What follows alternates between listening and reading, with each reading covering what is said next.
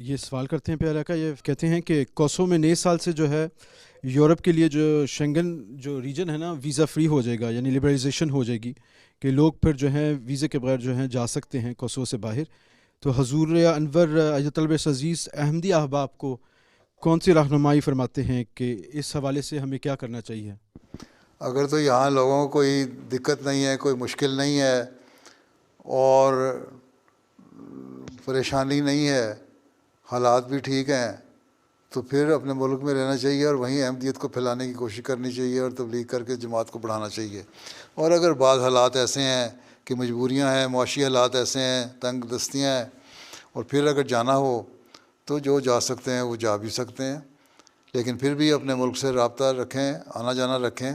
اور اپنے دائرے کو وسیع کریں اور تبلیغ کریں تاکہ جماعت زیادہ سے زیادہ کوسوو میں پھیلے. ٹھیک ہے.